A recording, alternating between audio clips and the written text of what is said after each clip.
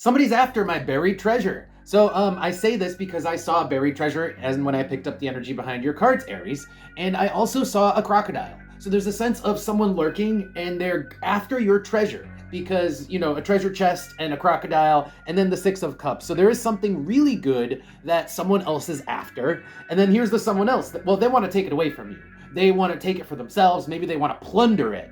Okay, that's the Tower. So someone wants to plunder your goods. Somebody wants to plunder you for something awesome that you have that they don't. Or at least that's the sense. So somebody has, whether this is you or somebody you're dealing with, somebody has this perception of reality, okay?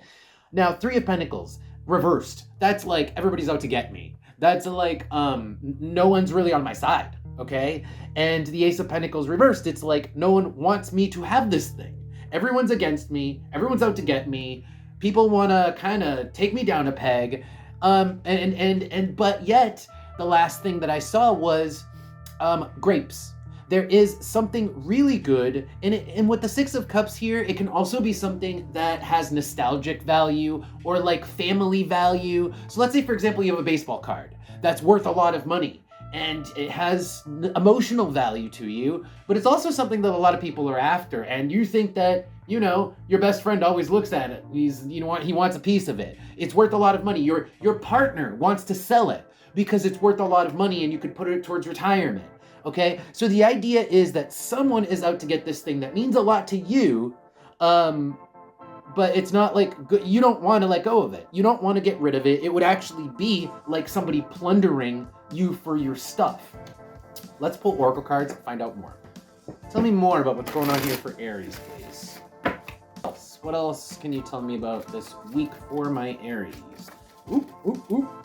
Got a flying card. Hold on. Yeah, look, okay, so we got the Mars reversed card coming out with Capricorn now. This is telling me exactly of something that we don't want to do something with, that we want to hold on to for the long haul. Capricorn is the long haul. Capricorn is long-term stuff. A lot of times it's tied to career or things that can add up to a lot of value later on in life. So again, in the baseball card example, right? This person doesn't want to sell the baseball card right now. They, first of all, they want to keep it because it has, you know, emotional value. They're attached to it. But secondly, they want to hold on to it because they think that this thing will have greater value either later on in life, it'll be worth more, or it's just worth holding on to for later in life. So, you know, this could be just a collectible item. This could be, you know, anything, like even a property. Like that, you know, let's say you own a property and you want to pass it on to your kid, but your partner wants to sell it so that you can get the money right then and there and do something with it, right? But you're like, no, I want to pass this on, make it an inheritance, pass it on to the next generation. That's Capricorn, is really like I said, long-term legacies. Long-term legacies kind of go hand in hand with Capricorn here. And this person or you guys, you don't want to touch it right now. You would consider it somebody, like I said, plundering your treasure if you were to do something with this thing. Could even just be like an amount of money in like a savings account or something, right? That you're just trying to use to invest in something later, hold on to for the interest. It can be anything like that.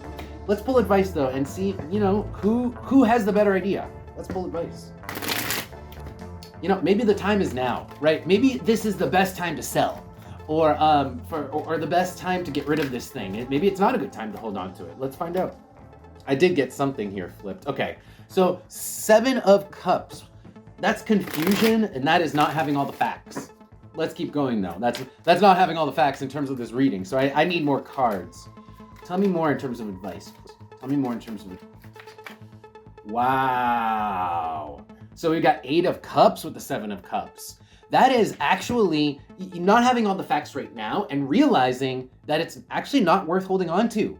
So like, let's say you bought a car and you bought a Tesla because you think the Teslas are different than every other car. It's going to really hold its value over time. Well, turns out you don't know what you're talking about. You're wrong. And it's a good time to sell. That's just one example, because just in that example, I mean, let's just say the Tesla is really no different than any other car. Cars typically lose value over time, right? But that's the idea here, is it is a good time to get rid of it. Your perception is off. You are missing the facts. You're not looking, like if you are holding on to that baseball card and you don't want to sell because you think it'll be worth more later on, it won't be. If you're holding on to that card because it has some sort of emotional value, well, it's kind of saying, maybe that is worth looking at. Maybe that money really is worth more than the nostalgia of having that card than that brings to you. Maybe it is worth more, because I'm kind of getting to reconsider. Let's see what else. Yeah, because look, you can do a lot more with the money. You can do a lot more by getting rid of this thing that you think is that you want to hold on to, and that it's like your treasure, right? It's like buried treasure. Like I said, you want to keep the treasure buried. You don't want to dig up the treasure. And this is saying that it's actually time to dig up that treasure, because that treasure, you can make the most out of that treasure now more than any other time. In the future, the treasure will be worth less, or it won't be relevant, okay? So you have to make the most of it right now. The Fool is take a risk, which is to dig up the treasure and use it. It might be risky to use it now. Maybe the safe route is to hold on to it. Well, it's saying don't, because there's just a lot you can do with it. The Nine of Wands is going far. It's going the distance. You could get a lot out of this. Like if you sold the baseball card right now, you could get way more out of the money that you get now than you will in the future. Because it'll be worth less, because the dollar will be worth less, who knows? But that's what this is saying. The King of Swords is something very cut and dry and logical, like math. So the math works to your favor now for getting rid of this thing, digging up the treasure, and distributing it, or whatever. Because on the bottom, we also have the Devil, which is saying that holding on to it is actually now it's now becoming like a my precious situation, where you don't want to let go of it, maybe just because of an emotional attachment, not because it makes sense, not because it's logical, not because it's even in your best interest, but just because of some kind of ephemeral emotional attachment that isn't worth what you could get out of it. Yeah, look, it's not worth it.